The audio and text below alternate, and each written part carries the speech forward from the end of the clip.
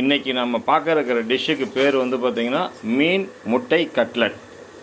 இதற்கு நான் வந்து ஒரு 2 பீஸ் மட்டும்தான் மீன் எடுத்துருக்கிறேன். பட் உங்களுக்கு எவ்வளோ வேணுமோ எடுத்துக்கோங்க, தேவையான அளவுக்கு. 2 பீஸ் மீனை எடுத்து நல்லா இட்லி குக்கரில் ஆவியில் வச்சு நல்லா வேக வச்சிடணும். இட்லியில் வந்து இட்லி கொப்பரையில் வெந்த மீனில் உள்ள முள்ளை தனியாக எடுத்துடணும், அதோட ஃப்ளஷை மட்டும் தனியாக எடுத்து வச்சுக்கணும்.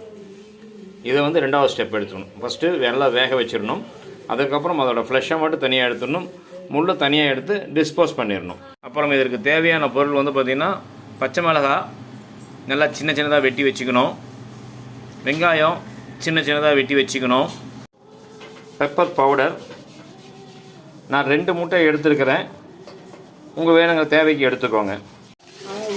இதில் வந்து பார்த்திங்கன்னா நம்ம அந்த ஃப்ளஷை வந்து ஒரு குண்டால் போட்டுக்கிறோம், மீனுடைய ஃப்ளஷை மட்டும், அதாவது முள் நீக்கிய மீனை ஒரு வேக வச்ச மீனை ஒரு ஃப்ளஷில் போட்டு 2 முட்டையை இதில் உடைச்சி ஊற்றுறோம்.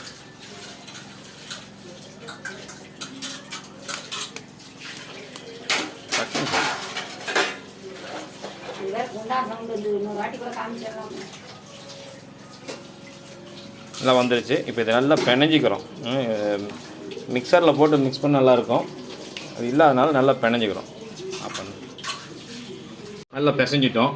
இப்போ இதில் வந்து பார்த்திங்கன்னா தேவையான அளவுக்கு வெங்காயம், பச்சை மிளகாய் எல்லாத்தையும் நல்லா சேர்த்து, காரத்துக்கு வந்து பார்த்திங்கன்னா கொஞ்சம் பச்சை மிளகாய் போட்டிருக்கிறோம், இருந்தாலும் பத்தாது, அதுக்காக வேண்டி என்ன பண்ணுறோம், கொஞ்சோண்டு பெப்பர் போட்டுக்கிறோம்.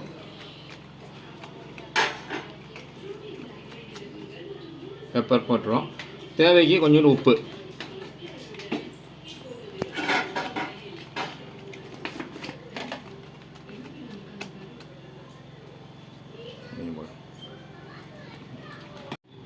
நல்லா பிணைஞ்சிட்றோம்.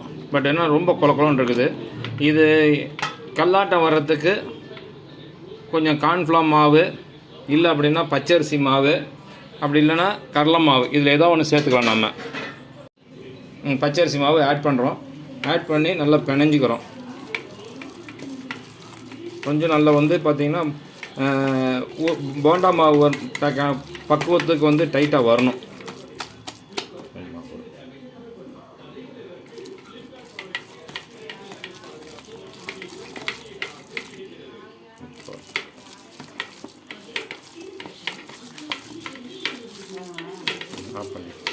இது நல்லா பிசைஞ்சு நல்லா போண்டா மாவு பக்குவத்துக்கு பிசைஞ்சிட்டோம். பிசைஞ்சு ஒரு 1/2 மணி நேரம் அப்படியே ஊற விட்டுறணும். கிட்டத்தட்ட ஒரு 1/2 மணி நேரம் ஊறிடுச்சு. இப்போ என்ன பண்ணுறோம், அழகாக உருண்டையாக உருட்டிக்கிறோம். இப்போ ஒரு ப்ளைன் பிளேட்டு, அதாவது தோசை சட்டி வந்து குழியாக இருக்கக்கூடாது, ப்ளைனாக இருக்கணும். இதில் வந்து பார்த்திங்கன்னா ரவுண்டாக தட்டி நம்ம வந்து அதை வேக வைக்க போகிறோம்.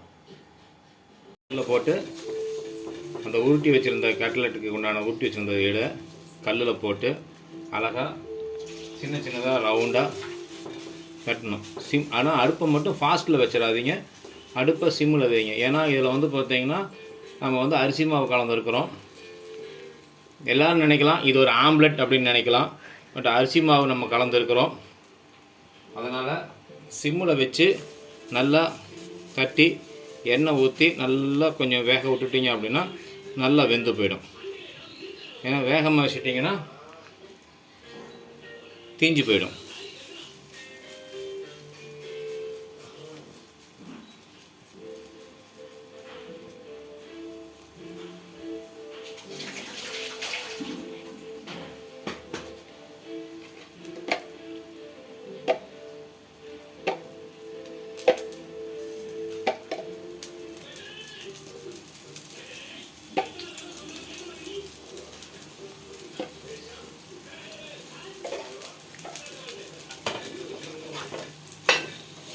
வேக அப்படி இப்படி கொஞ்சமாக திருப்பி போட்டுக்கோங்க, ஏன்னா ரொம்ப நேரம் விட்டோம்னா தீஞ்சு போயிடும்.